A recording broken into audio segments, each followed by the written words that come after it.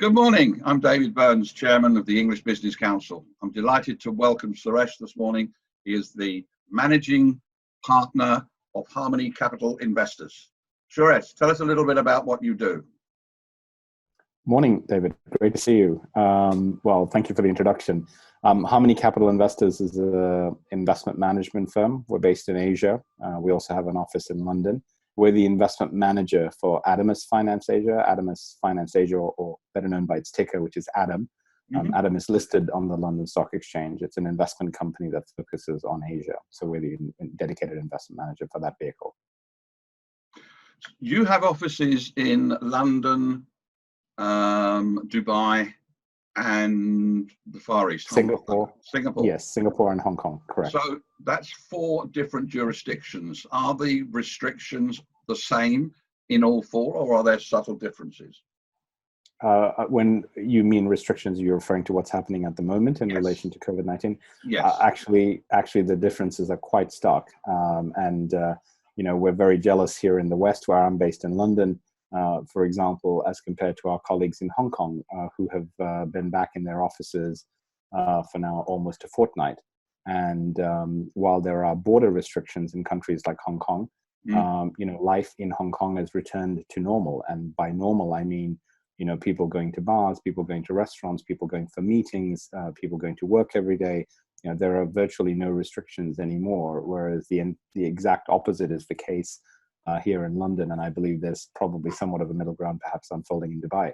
So right. Yes, the differences are very, very stark across our office network. What about Singapore?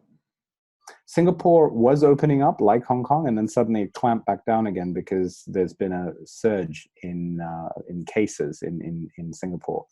And as we understand it from our colleagues on the ground who we have regular interactions with, the government in Singapore is looking to start progressively lifting their lockdowns, I think starting in the next week or so.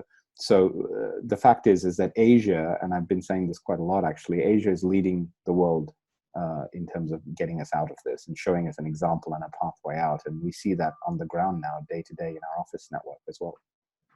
Okay, what's unique about Adam in terms of a comparison to other listed investment vehicles in London? It really is unique, and I say that because after being the investment manager for 3 years, I've never been challenged on this. We have never found an analog on the London Stock Exchange. What makes Adam unique is that it's the only listed investment company on the London Stock Exchange that focuses exclusively on the pan-Asian SME space, the small and medium enterprise space. And as you would know, similar to the UAE, other parts of the Middle East, and even in Europe and the US, SMEs, small businesses, are starved of capital. They find it hard to raise money from capital markets. They find it hard to get loans from banks. And in Asia, the problem is exasperated by the fact that the banks in Asia are super conservative. And structurally, there's a $2.7 trillion US funding gap for SMEs in Asia. It's the largest funding gap of its kind in the world. And so we as a vehicle, or Adam as a vehicle, is, as I said, the only dedicated vehicle focused at addressing that funding gap, albeit in small part, but remains listed on the London Exchange. So we are quite unique in that sense. Has this current pandemic had any major effect on the way you do business? Well, us chatting is timely because as a public company, we can only obviously talk about things that are in the public domain. But as it turns out, our annual results for 2019 were released to the market yesterday morning. Oh, good. And so I can speak a bit more freely about, what's been happening. So 2019 was a great year for the company. Income increased, the net asset value of its portfolio increased, etc. But obviously, I can hear people already saying yes, but that was before COVID-19. And if it's 2019, and that's very true. But we spent a lot of time in our results talking about what happened in the early part of 2020. And some of your viewers may be aware that actually COVID-19 really hit impact. The impact in Asia was felt around Chinese New Year, which was in late January of this year. So for the better part of a quarter, Asia was shut for business. And what that meant was that a number of our investments, portfolio companies, suffered along with those shutdowns. Some of our investments in countries like China, for example, were absolutely shut. Completely mothballed for about 2 months. But the great news is again, as we reported to the market, is that while we are in lockdown here in London, for example, Asia has started business again. China is back to work. Hong Kong, as I said, is back to work. So a lot of our portfolio companies have sort of come through the trough and now have emerged the other side, where people are back to work, industrial production, manufacturing processes, consumption, retail, people starting to even travel, slowly starting to come back in Asia, which seems like a distant dream for us sitting here in the UK. But certainly, things have gotten much better very quickly in Asia, more so than we expected. So yes, COVID-19 had an impact on our portfolio, but we've sort of weathered the storm, and now, sort of looking to the future now. Has the pandemic had an effect on the way you physically do business in terms of working from home and all of that sort of thing, Zooming and everything else? Undoubtedly. I mean, it's been quite remarkable, David, as to how our company as a whole, we're not a large company, so that makes us very nimble. I mean, it's Harmony Capital. We have 15 people across the three offices, or now 4 with our presence in Dubai, and with our directors as well. But, we've all adapted very quickly, surprisingly quickly, to working from home, working remotely. I think the only thing that it's really impacted, and I often see articles now about the demise of the office as we know it, etc., and that may well be true to some part. But in our business, personal contact, for example, due diligence, we never invest unless we meet people, unless we visit companies, unless we spend time understanding how businesses operate and seeing how they operate, meeting their suppliers, meeting their customers, etc. So that can't be done, in my view, effectively remotely. I think that needs engagement. So there are some parts of our business which have sort of trailed the recovery. However, we're certainly adapting to this new way of working, which is doing things like we're doing now, which is talking remotely. One of the things that has come to light is there was a survey done recently of 100 business leaders, and they were asked how long they thought this current situation was going to last. And I think over 75% said 4 to 5 months. The science says it's not going to be finished for 18 months, 2 years, maybe longer. So people need to start looking at what's going to happen in 2 years. And I appreciate this, that you have to do your due diligence and KYC, you prefer a face-to-face meeting to meet the people and the suppliers. What happens if you can't and you have to do it remotely? Do you think there will be a surge in professional, ethical companies that will offer that as like Dun & Bradstreet used to do for credit? If you can't meet these people personally, then you're going to have to do it remotely. Yes, that is absolutely the case.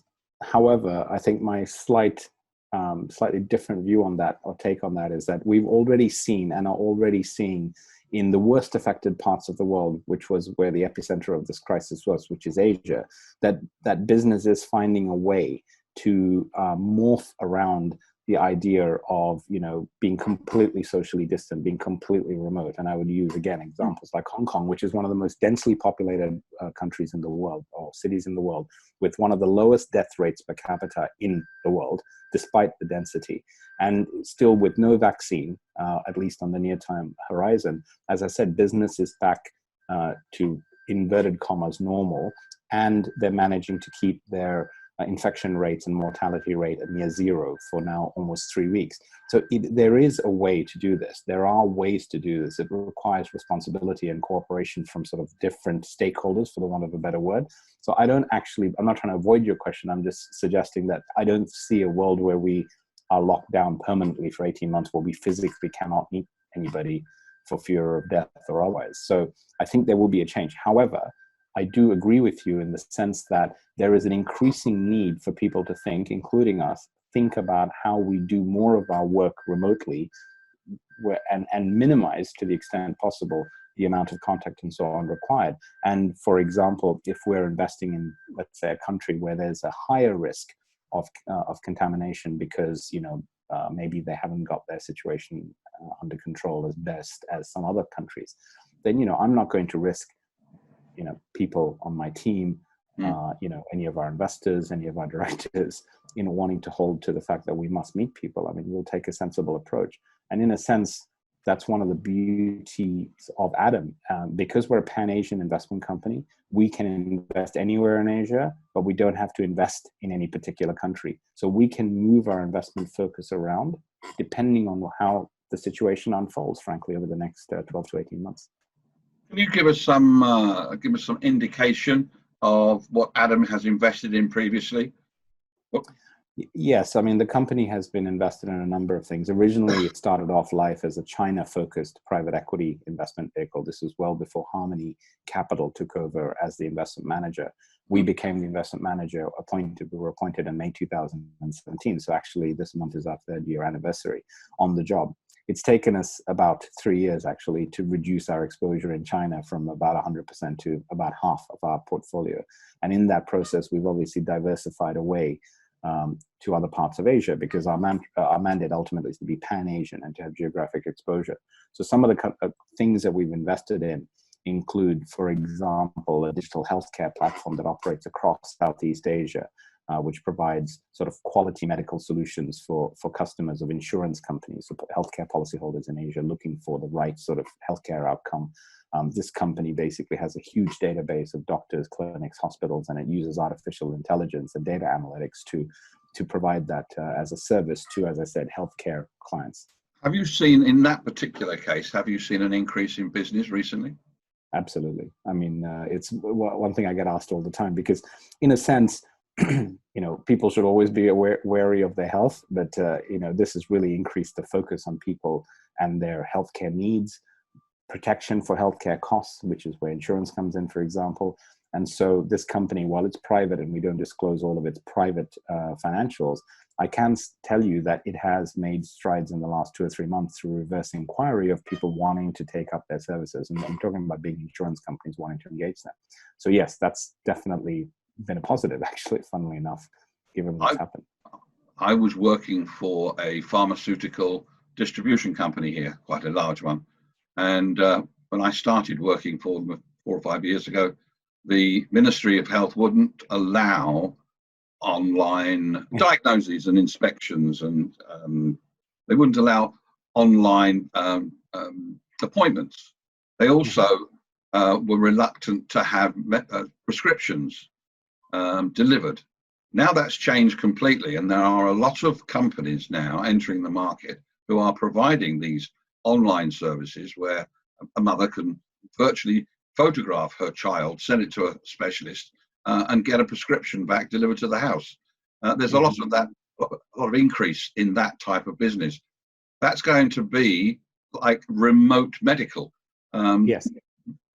Do you see that as being a growth industry now? Absolutely. I mean, DocDoc, the company we've invested in, which is based in Singapore, but as I said, operates across Asia. It's not a telemedicine company. So telemedicine is what you're talking about, which is basically remote diagnosis, remote prescriptions, and so on. What this company does, just as an example, as part of the healthcare ecosystem, is what it does is, as I said, it has this massive database of effectively healthcare solutions, and it finds, so let's, for example, say I'm looking for a hip replacement because I need a hip replacement at my age, I probably do, and I need the best surgeon possible to find that, to do that. And what DocDoc, the service, does is it says, okay, based on exactly what your healthcare requirement is, based on our database, here are 3 solutions for your 4 solutions. They don't tell you who to go and see. They say, here are the best based on what you're looking for. And as you probably have experienced, as I have, healthcare is one of the most opaque industries in the world, where you don't really know what you're paying for. Often it's because you're referred by a mate who went to university with another mate who happens to be a doctor or a specialist. So it's a very opaque industry, and this business is disrupting that, particularly in Asia. But the fact is that idea of getting that recommendation, getting that initial primary care or initial direction online is virtually, not even an issue. Whereas 20 years ago, you'd have to go to your GP, get a recommendation, and then go to your specialist. And then, your insurance company tells you, you can go to that specialist. You have to go to this specialist because they're on our panel, and et cetera, et cetera. So that whole thing is being disrupted because people are prepared to adopt a different way of doing things. Now, ultimately, you probably still need to be operated on by a doctor, although robotics is also changing that in the healthcare industry, and remote operations are also now becoming, more prevalent in certain cases, certainly non-life-threatening surgery. So, what I'm about to say is probably going to be redundant in a couple of years, but even the idea of seeing someone for your total healthcare needs may be redundant, but that change has already started to occur. So telemedicine, prescriptions, getting your medicines online, and even being recommended who to see online, which is what DocDocs does, is really, really taking off, and particularly in Asia. So outside of healthcare, what else is Adam and Harmony doing? We've invested in, things like leisure and tourism, and I'm sure people will recoil in fear when they hear that, given what's happening currently in terms of travel. But what's very interesting to us, so for example, we own a stake in a portfolio of income-producing assets in Niseko in Japan, which is basically a high-end ski resort or ski resort area. It's one of the top 10 resorts actually in the world by snowfall. And like a lot of places in Asia, whether they be winter tourism related or summer tourism related, they've been discovered by the Chinese tourist.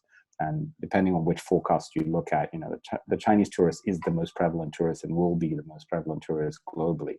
And the fact that we've gone through this pandemic, and again, China is slowly starting to recover, merely is testament to the fact that there will be a recovery. It's a matter of when and how long it will take for that recovery to come. However, there will be a recovery. And in our view, the first recovery, the first beneficiaries of that recovery will be intra-regional travel within Asia. So Niseko, which is where we're invested, being in Japan, very popular with Asian tourists, as well as, including Chinese tourists, but also some element of international tourists. And we believe will bounce back very vigorously once things like the state of emergency in Japan, or the lockdown, as they call it, is removed. So we've invested in leisure and healthcare because we like that as a sector, because the Asian consumer, as they become more affluent, as they are an additional class of people, one of the first things you want to do when you start getting a bit of money is also improve your leisure time. And one of the best ways to do that is to travel. And that's already being shown by the immense increase in travel. And I know in Dubai, for example, there's a huge influx of Asian tourists. has certainly experienced that over the last 10 or 15 years from the subcontinent, where people suddenly can afford to travel. It's a 2-hour drive. It's a 2-hour flight. So they come in their droves. And that, I don't think that will change. Although Dubai is one of the countries, I think one of the top 5 countries in the measures that it's been taking to combat the pandemic. I'm not sure how it will go in places like UK. Will there be a spike in Hong Kong? I don't think anybody can say what the future is going to bring at the moment. But one of the things interesting thing, if I may, just about Hong Kong is that they experienced a second spike about 4 weeks ago. We experienced it in Hong Kong. And again, I think what is very telling about, and I'm certainly not the expert on how to deal with pandemics, but just as a layman, seeing what happens in places like Hong Kong, China, and other parts of Asia, is the speed at which, number one, the government reacts, and number two, the population reacts. Meaning that, for example, in Hong Kong, when the government says, look, we're back into lockdown, everyone stay at home, everyone stays at home. You only wear a mask, you have to wear a mask if you go outside. Everyone wears a mask when they go outside. You must wear gloves, everyone wears gloves. The reaction is very quick, and it's two-sided. So I don't know if that's the secret to how they've dealt with it, but it seems to me that here in London, where I'm based at the moment, there's a more lax approach on both sides to dealing with this, and that may be one of the risk factors. Sure. One of the things that the English Business Council are doing at the moment is that we've gone beyond what's happening at the moment and how you can redesign your front room make it into an office, and all of those motivational videos that you get about go for it.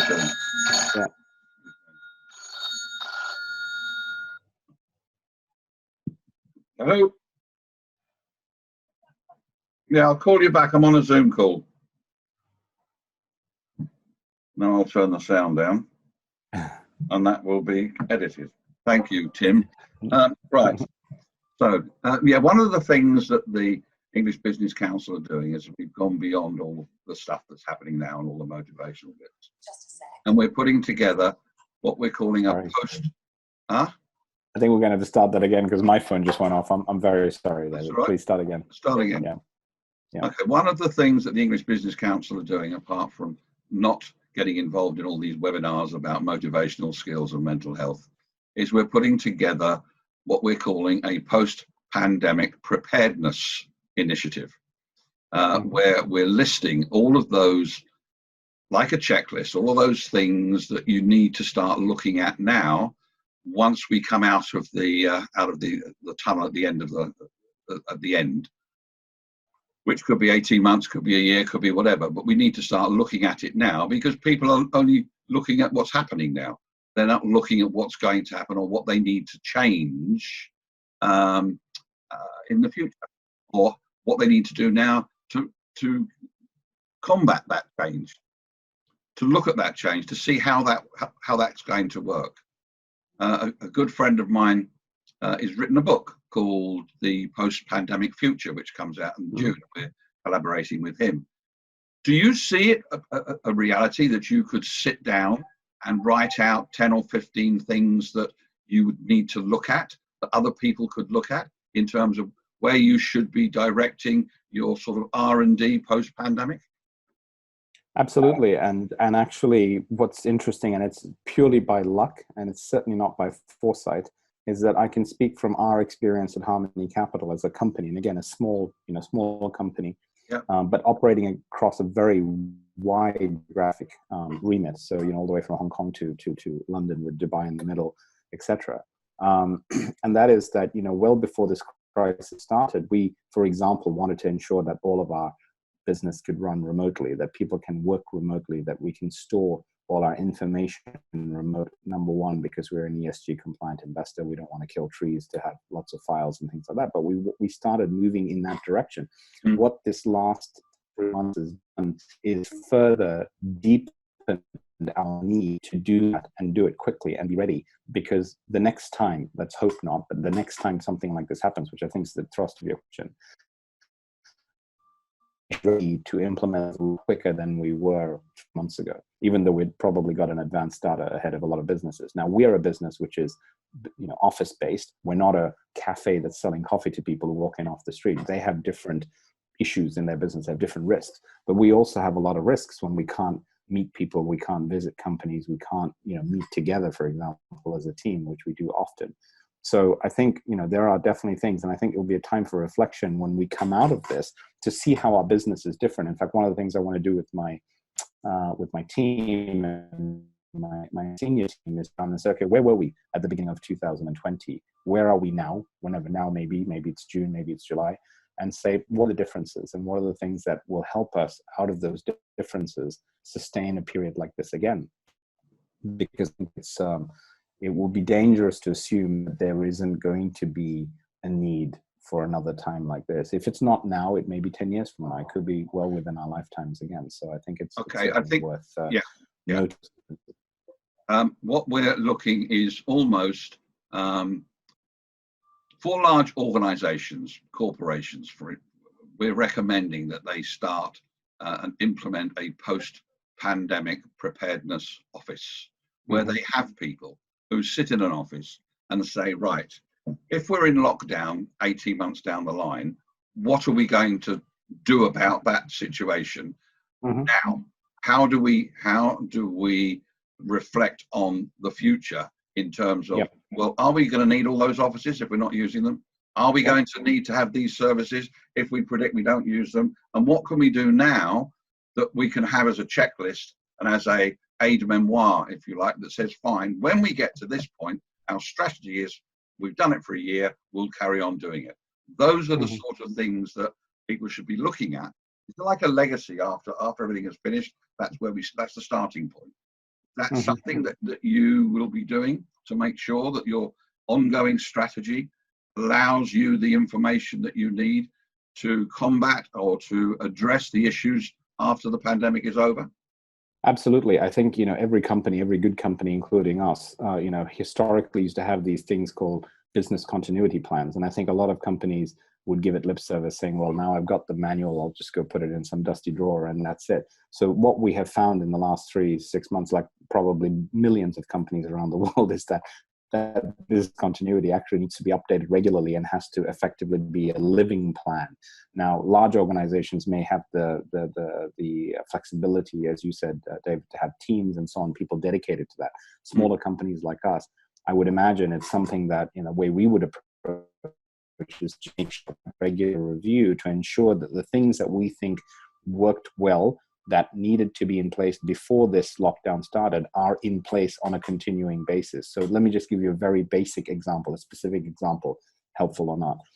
We've never had a knowledge management system at Harmony Capital. And what I mean by that is a online system where we can basically, the whole company can access our knowledge base of templates, financial models, how do you write a letter to a chairman of a company, whatever it is that makes our business what it is in terms of actual deliverables and products. We've now implemented that. We're in the process of implementing something like that, and then making sure that is available, updated and relevant going forward on a regular basis. If we were in lockdown, let's say 12 months out, we're in lockdown for another 6 months, we won't be all sitting there saying, can you send me this? Can you send me that? Which is how it sort of started, saying, hey, we need a knowledge management system. Now we say, no, we have the knowledge management system. That's the core, essentially, of our business. Some people might say, yes, we already have that in place. Well, that's great. But this is some of the sort of practical ways in which Harmony Capital is improving its business, and for the benefit of Adam as well, obviously, because we manage that business entirely. And these practical things that we're learning are going to be things that we will now not set aside just because the lockdowns are lifted, if that makes sense. They will become part of our business. I think it makes perfect sense. And you were talking about business continuity. And you're right, I'm sure there are lots of companies who've either got one or had one before, and it's in the bottom of a filing cabinet because they've never had to use them. And now they could look at them and say, well, actually, we could update this, and this could provide us with a post-pandemic preparedness scenario that we can use. And the same as knowledge base, have it all in the same place.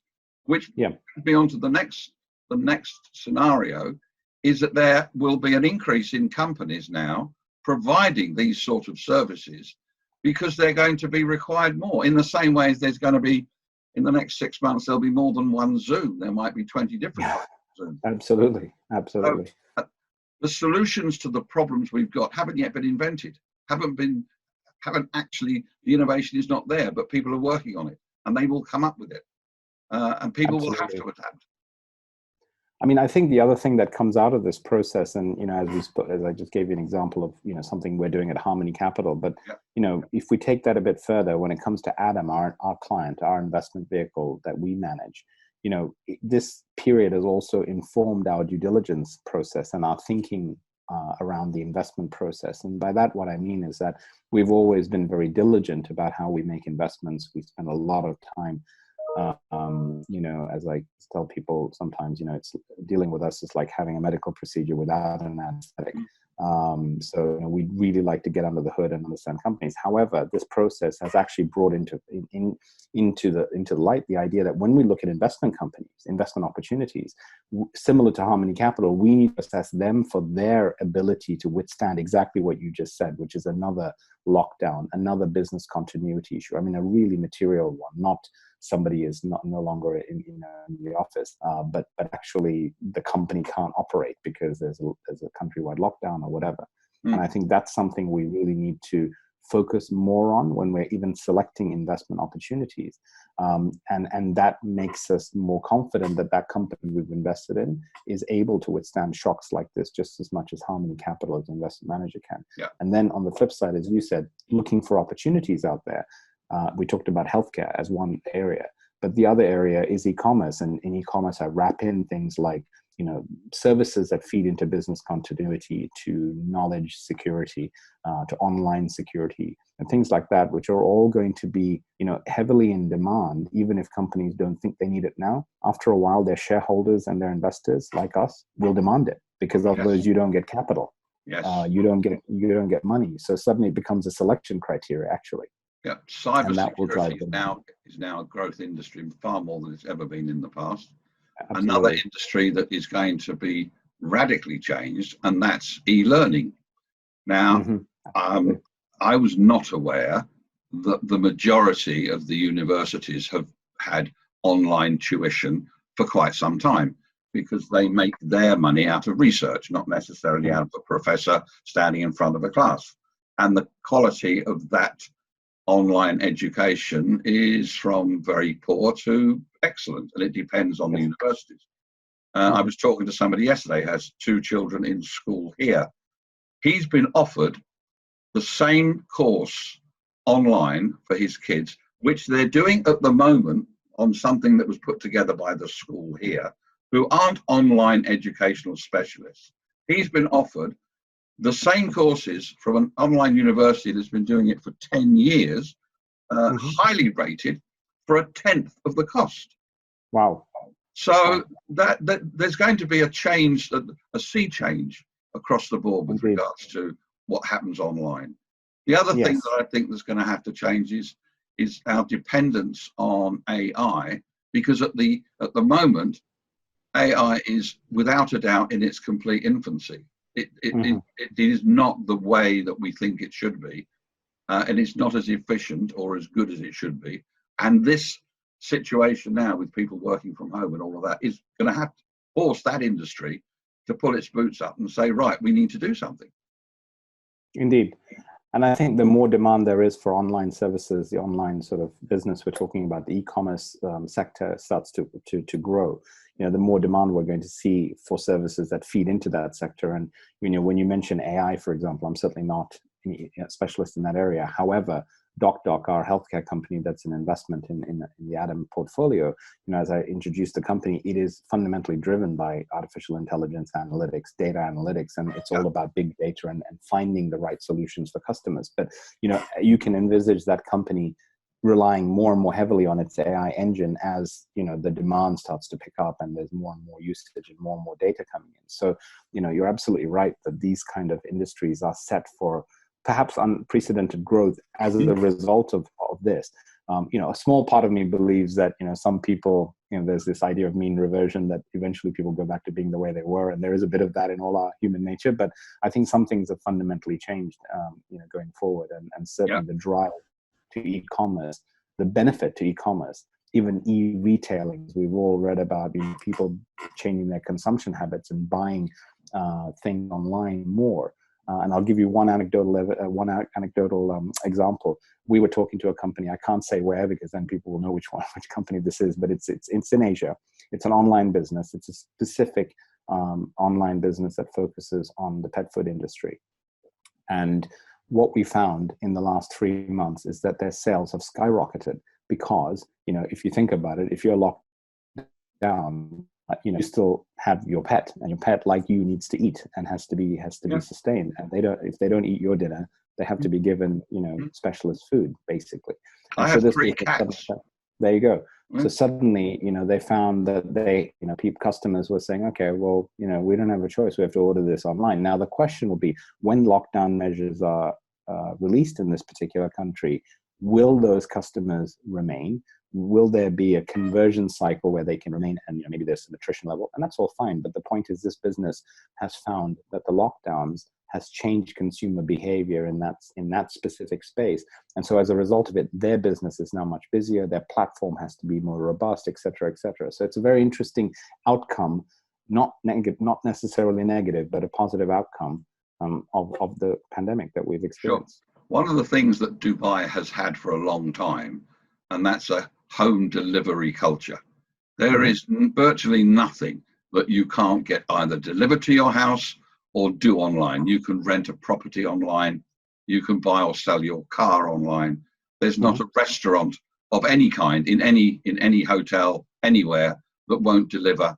They're now delivering certain types of drinks that they weren't delivering before. That can now be delivered. Medicines, you name it. So we've had that culture for a long time, a lot more than other places. Right. So that e-commerce takeaway home delivery market is very buoyant here, and it's been going on for some time. So we're there. We are at that point where there's nothing you can't get. There's a lot of countries where that doesn't happen, and they're still back to the old system.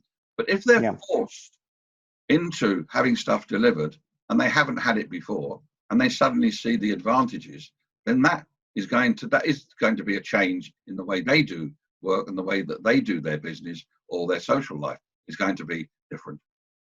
I mean, picking up on that, if we speak specifically about something, you know, we're very close to, which is one of our investments in the Adam portfolio, which is the Phuc Lam Moon Group. Phuc Lam Moon is one of the best known restaurant groups in Hong Kong. Very high end. It's been around for 70 years. Now, any restaurant group that's been around for 70 years is, you know, should deserve a clap on the back. And you know, it's one of the reasons why we're an investor. They're a very resilient group. They've been through a lot of crises before. However, they're very high end and they've never really relied on delivery. They've never had a delivery service until 3 months ago.